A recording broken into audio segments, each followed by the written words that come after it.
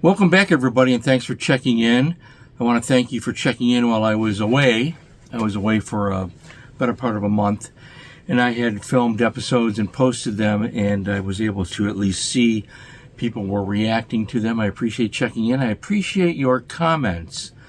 I really sincerely mean that. It's nice to see like-minded people talking about books, and that's what it's all about. In the future, I may do a couple of episodes related to Scotland. I have to piece together a lot of footage. I took over 360 videos and just about 3,000 photographs, just with my phone and with my 35mm camera. So that's a lot of material to go through. We'll see. I may do an episode on Robert Burns. I did visit Freemason Hall, the Grand Lodge of Scotland. And they have some very interesting material on Robert Burns there, and it was fascinating. We'll see if I get to that at some point in the future. In the meantime, this episode today is one that has been cooking for a long time, and this is about novelizations and books that inspired films. And sometimes the influence is direct. A novel is published. This is the traditional method, and a film is made of that. So what I'm going to do today is I'm going to talk about, first up, a traditional film that I like, and I tracked down the book upon which it was based, and that would be Plunder of the Sun by David Dodge. This is a map back paperback from Dell. There's the map on the back. The original story takes place in Peru. They changed the film to Mexico, starring Glenn Ford. This is a Batjack production, and Batjack was John Wayne's production company. He was friends with Glenn Ford, and he put him in this movie. Worked with him on that. He was the producer. A Wayne Fellows production, Batjack. This is a great film. It's a good book. It's not a great book. David Dodge was a very good author, and he wrote To Catch a Thief. That book was also filmed by Alfred Hitchcock, and he's well known for that. I'll start with the book. So there is by the way, I think it's Hard Case Crime has a new edition of this out there. This is the old edition I have. The book is pretty good. It's a mystery starring Al Colby, and there were 3 Al Colby mysteries. This is the only one that they filmed with Glenn Ford. I want to make it clear, I am a Glenn Ford fan, in the truest sense of the word. His work in the 40s and 50s and even beyond is great, but the 40s and 50s was a 20-year span for him where he made a lot of good films. And one of them is Plunder of the Sun. I'm really quite fond of this movie. This is the DVD that came out in the box set of Batjack productions that they put out a couple years ago, maybe 10 years ago, I'm not sure. And if you get a chance to watch this film, it's really good. It's Glenn Ford at his best. So this is a traditional method. The book is published. It sells well. It captures somebody's attention. They buy the rights, and Glenn Ford, the great Glenn Ford, ends up in the film version, which is a black and white thriller. Really good film. I really enjoy it. Again, I am a Glenn Ford fan, so if you get a chance to look at some of his work, not just the Westerns either. His Westerns are noted, obviously, but he made a lot of good movies, and I'm going to reference another one in a moment. But this is now I'm a movie buff as well, so I collect a lot of movie material. So when I see a film I like, I try to find out what the source material is. Sometimes it's a novel like this, sometimes it's a short story, etc. I don't do it with every single film I've ever seen, but I do it with certain films that I'm especially fond of, and I'm a big Glenn Ford fan, so yes, Plunder of the Sun is an excellent movie. So I have the book to go with it. That's traditional. What I'm going to be showing you in this episode are some novelizations that are non-traditional and extremely rare. So get ready for that. But before we get to that, I want to talk about another Glenn Ford movie. I don't have it on DVD, but there's a story behind it. All right, that movie is called The Green Glove. It was made... Plunder of the Sun came out in 53. The year before, in 52, he appeared in The Green Glove. And it's another really good one. Not quite at the same level as Plunder of the Sun, but a good film nonetheless. And the screenplay was written by Charles Bennett. Now, Charles Bennett, you're familiar with without knowing it. He did the screenplay for Reap the Wild Wind. He wrote The Man Who Knew Too Much.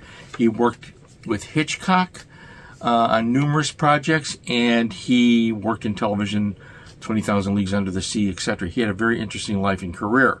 And because I'm a fan of The Green Glove, and I look for the books and the stories, when you look at the wiki entries and the reference material, and even reading the original reviews of The Green Glove in '52, you'll see that it says based upon the novel by Charles Bennett. Sometimes it simply says based upon the story by Charles Bennett. So, what does that mean for Tommy Boy?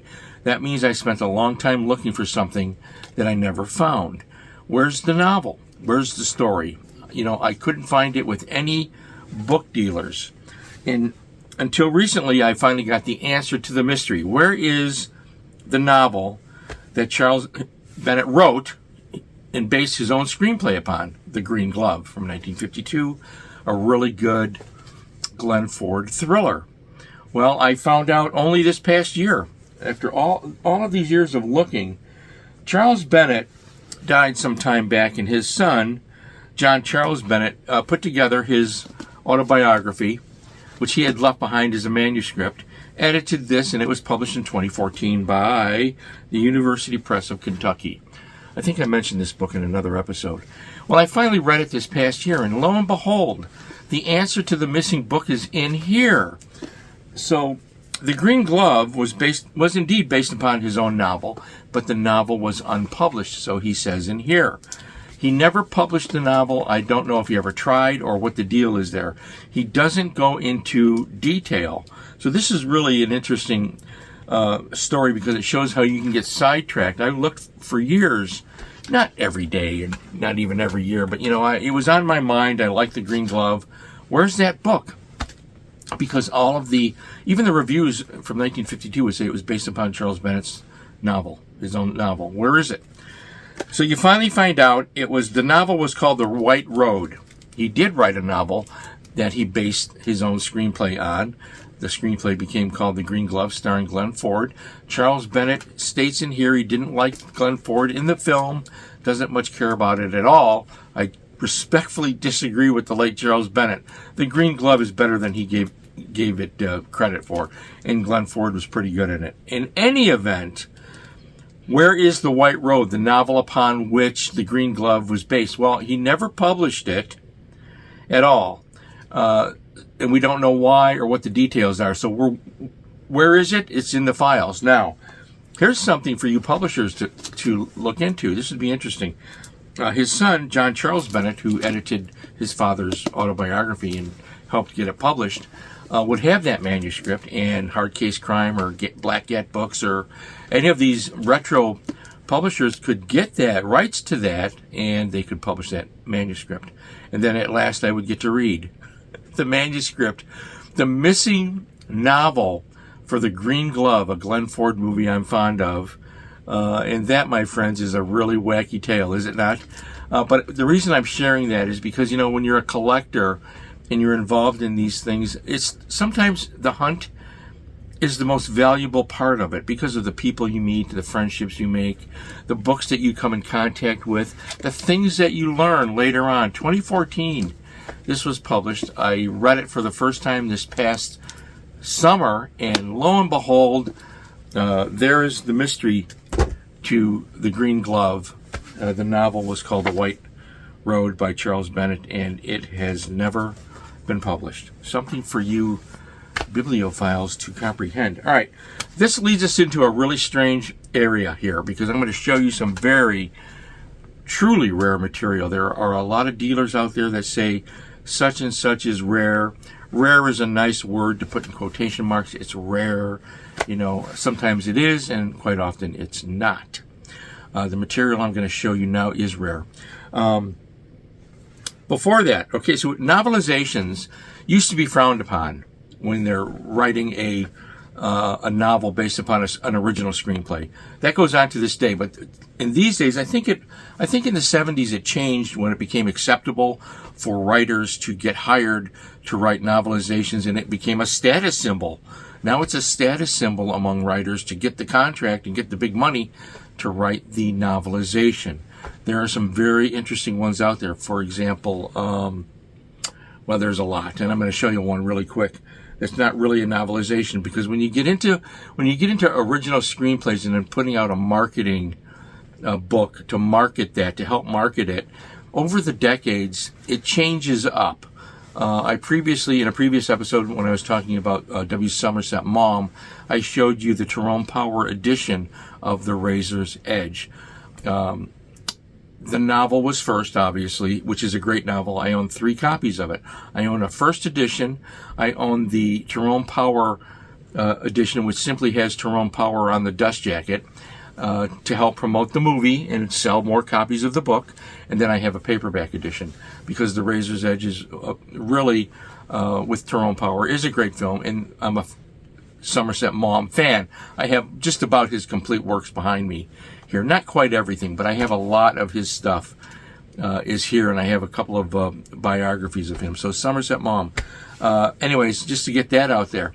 Here's one I think I've shown before. Now this is an interesting, whoops, I dropped my card here. This is an interesting book. This is not a novelization. This is The Adventures of Robin Hood. This book was originally published in 1921. The movie with Errol Flynn came out in 1938.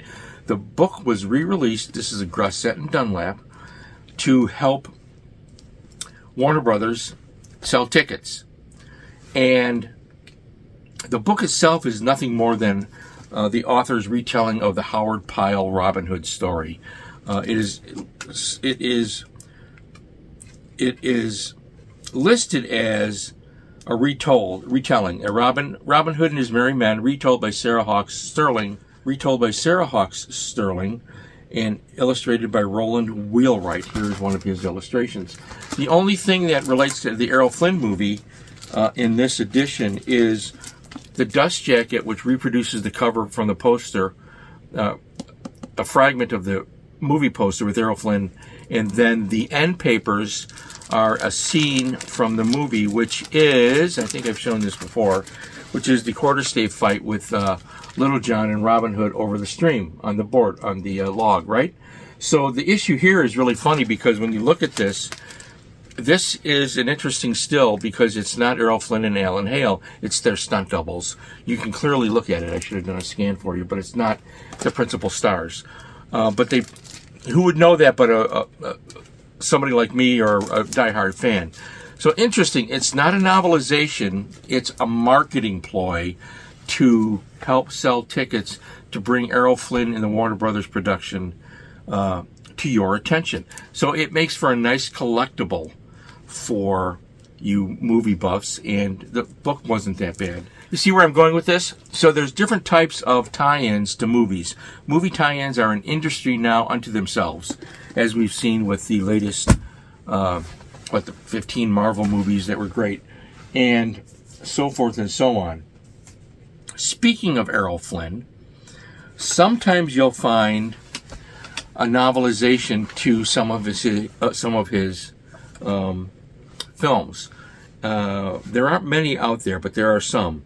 And one of my favorite films is Objective Burma. And that was an original screenplay by Ranald McDougall and Lester Cole. It was not based upon a book. It was based upon the Merrill's Marauders and the Burma campaign, which had just come to completion. They put the film into production. It had a great script. Raoul Walsh directed it. It's a great black and white, gritty World War II film made and released during World War II. Fantastic. Sometime back, and I never found a book relating to it until, I don't know, a couple years ago. That book was published only in the UK. It's a novelization of Objective Burma by, and here it is, Alex Morrison. This is the book of the film #1. This was a series from Hollywood Publications. There are numerous of these still on the market. On the back of this, it is advertising Devotion with Ida Lupino, Olivia de Havilland, Nancy Coleman, and so forth. And then Conflict, another Humphrey Bogart film with Alexis Smith and Sidney Greenstreet. Those are out there. I've seen them on eBay. But I'm a fan of Objective Burma, and this is the only copy I found. It is a novelization, prose novelization, based upon the screenplay. Line by line, it doesn't match, and it doesn't have to. There are some differences in the script. This lovely little book also has stills of the supporting cast. Their character study stills are included in the book, making this really interesting. Some of these stills I have never seen before. There are some really great ones here. Here's another one of the actors in the film, and they give them their own page, character study that they photographed for the film. There's a great one in here. George Tobias on the back. I'm sure you're familiar with him. Anyways, so here is Alex Morrison wrote the prose version of Objective Burma. I have never found an American copy of this book. It was put out in the UK.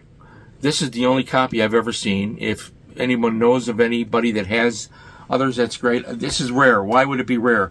Because in the UK, as in the United States, the paper drives just destroyed this material. They routinely threw stuff away. This was not considered the type of material you would collect post-war.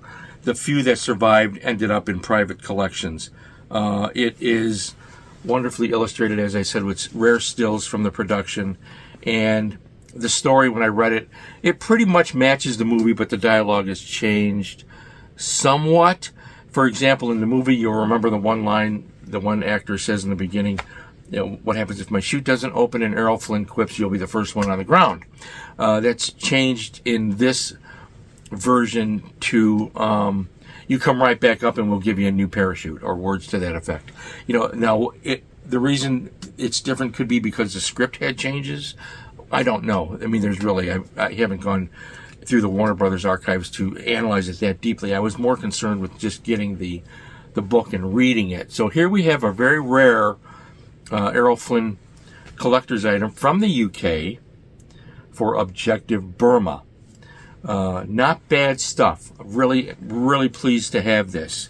Again, the paper drives destroyed all of that. And finally, here's, of course, Objective Burma is also on Blu-ray, DVD, etc. And this is from the one sheet. I have the one sheet here somewhere. One more, and this one that I'm going to show you is my favorite. And this is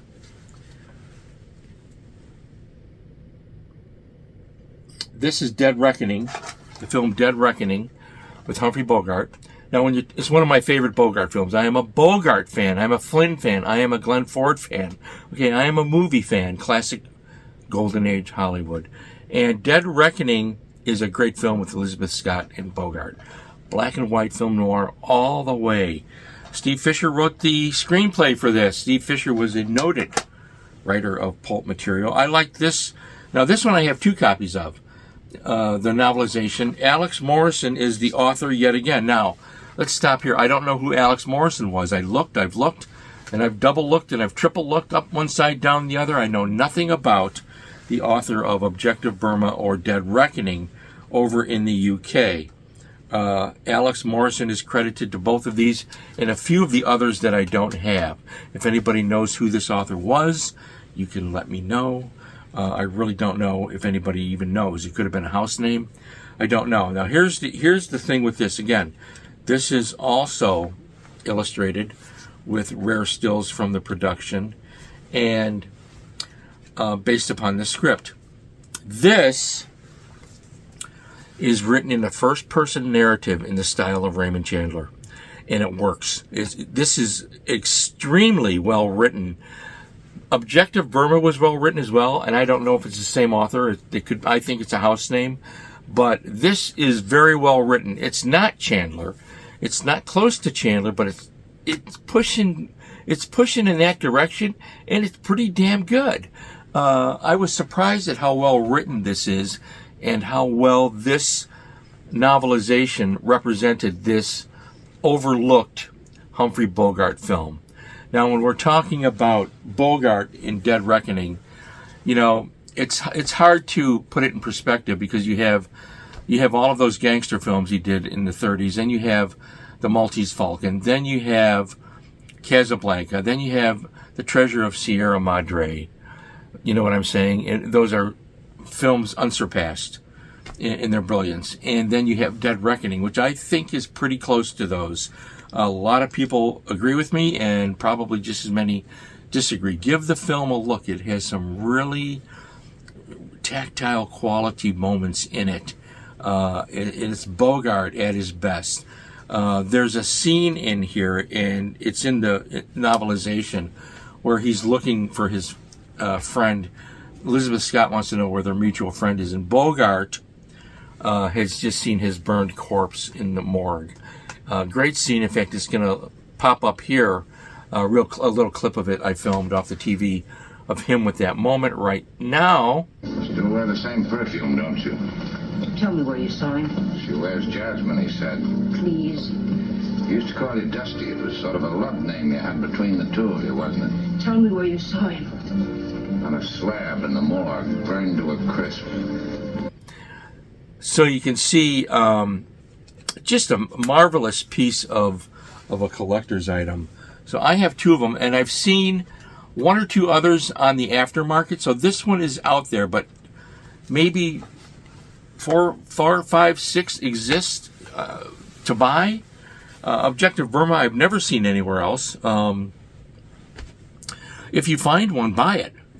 You know, if you're a fan of this type of thing, buy it. You can find these. There's a website devoted to these. If I remember, I'll put it down below, where they're for sale. And I just think they're really fun collectible things. If you're a movie fan and you're a literary guy, and you appreciate films like Dead Reckoning with Humphrey Bogart, which is, again, to me, it's one of my favorite Bogart films. I can watch Dead Reckoning every year. I probably do. I have the DVD, obviously. I don't even know if it's on Blu-ray. All right, so that is just a taste of a different type of thing with collecting books that are made into films, and films that have books related to them. It's really kind of a jigsaw puzzle as far as collecting goes, and I've given you a little flavor of it here. I do hope you find it interesting. I'm going to have some other, hopefully interesting things coming up in the very near future. In the meantime, stay well, please. Stay happy. Feed your brain. Read a book.